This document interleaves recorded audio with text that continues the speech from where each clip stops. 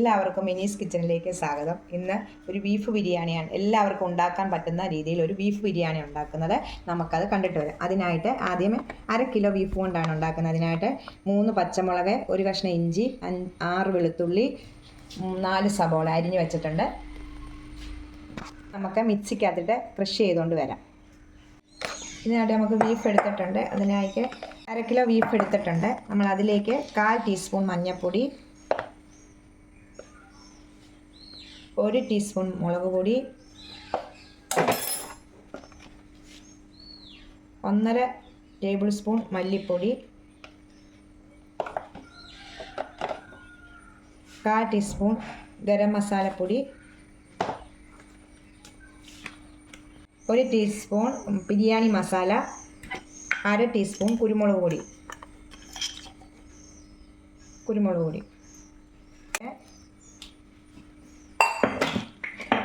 നമ്മൾ ചതച്ച് വെച്ചേക്കുന്ന ഇത് ഇതിലേക്ക് ഇടാം.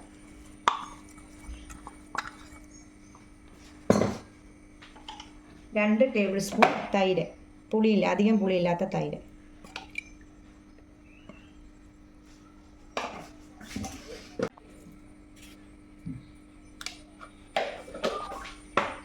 ഇതൊന്ന് ഇളക്കി 1 മണിക്കൂർ നേരം വെക്കാം. പുരട്ടി വെച്ചേക്കുവാണെങ്കിൽ ഇനി നമുക്ക് 1 മണിക്കൂർ നേരം വെക്കാം. വെച്ച ശേഷം നമുക്ക് കുക്ക് ചെയ്യുന്നത് കാണാം. നമുക്ക് ഈ ബീഫ് ഇതിനകത്തേക്ക് ഇട്ട് കുക്കറിനകത്തിട്ട് വേവിക്കാം.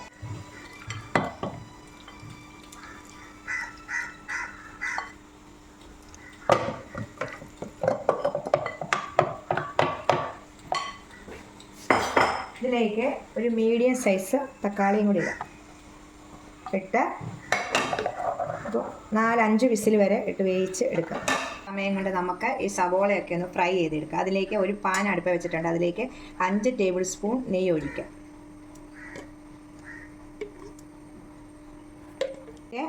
4 ടേബിൾ സ്പൂൺ എണ്ണയും കൂടെ ഒഴിക്കാം. നെയ്യ് രണ്ടും കൂടെ സമാസമയം. ഇതിലേക്ക് നമുക്ക് ആദ്യം കശുവണ്ടി പറ്റില്ല ഇത് ഫ്രൈ ആയിക്കൊണ്ടിരിക്കുകയാണ്. ബിരിയാണി ഉണ്ടാക്കാൻ നിങ്ങൾക്ക് എല്ലാവർക്കും അറിയാം. ഇപ്പോൾ എല്ലാവർക്കും അറിയാവുന്നതാണ് ബിരിയാണി. എന്നാലും ഞങ്ങളുടെ വീട്ടിൽ മുന്തിരിങ്ങയും കൂടെ ഇടാം.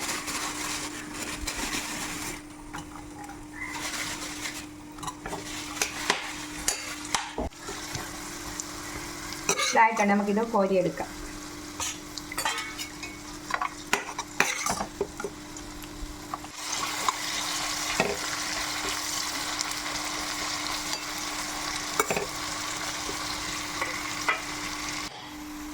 സവോള ഫ്രൈ ആയി വരുന്നുണ്ട്. ഇത് നമുക്ക് കോരിയിട്ട് നമുക്കിനി അരി വേവിക്കാം. ഫ്രൈ ആയിട്ടുണ്ട്. നമുക്കിത് എണ്ണയിൽ നിന്ന് കോരിയെടുക്കാം.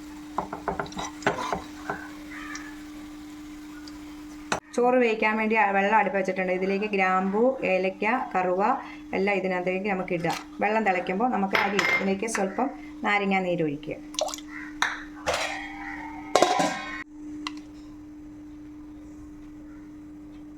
ത്തിന് ഉപ്പ് ഇട്ട് നമുക്ക് വെള്ളം വെട്ടി തിളയ്ക്കട്ടെ. എന്നിട്ട് അതിൻ്റെ അരി ഇടാം. ഇതിലേക്ക് നമുക്ക് അരി ഇടാം.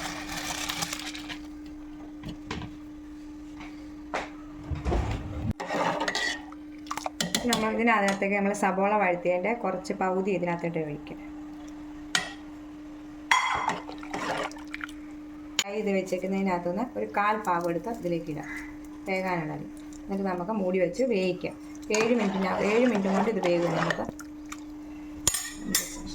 വെന്തിട്ടുണ്ട്, ചോറും വെന്തിട്ടുണ്ട്. നമുക്കിത് സെറ്റ് ചെയ്യാം. നമുക്ക് ഈ ചെരുവത്തിലേക്ക് ഈ നമ്മുടെ ബീഫ് കോരിടാം.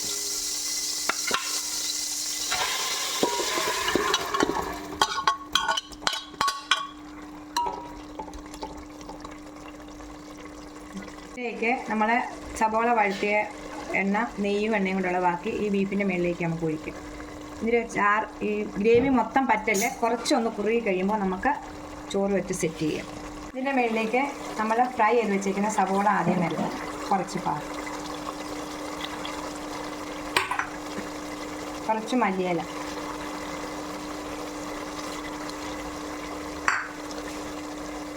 കുറച്ച് നമുക്ക് ചോറ് ഇതിൻ്റെ മുകളിലോട്ട് കുറച്ച് ചോറിടാം.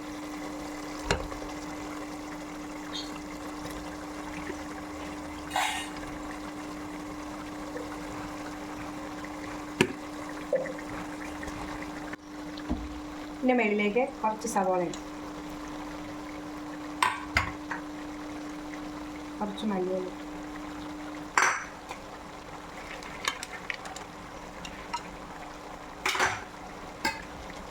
നമുക്ക് കുറച്ച് ചോറ് കൂടി ഇടും. മഞ്ഞൾപ്പൊടി എടുത്തിട്ട് കലക്കിയിട്ട് നമുക്ക് ഇതിൻ്റെ മേളിലേക്ക് ഒഴിക്കും. ലാസ്റ്റ് നമ്മുടെ സവോള ഫ്രൈ ചെയ്തത്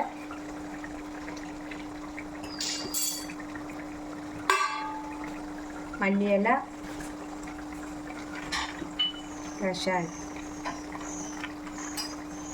ചെടി മുന്തിരിങ്ങ ഇട്ട് നമുക്ക് 10 മിനിറ്റ് നേരം സിമ്മയിട്ട് ഒന്ന് എത്തിച്ചിട്ട് 10 മിനിറ്റ് നേരം. അങ്ങനെ നമ്മുടെ ബീഫ് റെഡി ആയിട്ടുണ്ട്. ബീഫ് ബിരിയാണി റെഡി ആയിട്ടുണ്ട്. എളുപ്പത്തിൽ ചെയ്യാവുന്ന ഒരു ബിരിയാണിയാണ്. എല്ലാവരും ട്രൈ ചെയ്ത് നോക്കുക. ട്രൈ ചെയ്ത ശേഷം കമൻറ്റ് ചെയ്യുക, ലൈക്ക് ചെയ്യുക, ഷെയർ ചെയ്യുക, സബ്സ്ക്രൈബ് ചെയ്യുക. ഇന്ന് സൺഡേ ആയതുകൊണ്ട് ഹസ്ബൻഡ് വീട്ടിലുണ്ടായിരുന്നു. ഹസ്ബൻഡിന് ഏറ്റവും ഇഷ്ടമുള്ളതാണ് ബീഫ്. അതുകൊണ്ട് ഇന്ന് ബിരിയാണി ഉണ്ടാക്കി. ഇത് ഞങ്ങളുടെ ബിരിയാണി എല്ലാവരും ട്രൈ ചെയ്ത് നോക്കുക. ഈസിയായി ഉണ്ടാക്കാൻ പറ്റുന്നതാണ്. എല്ലാവരും ട്രൈ ചെയ്യുക.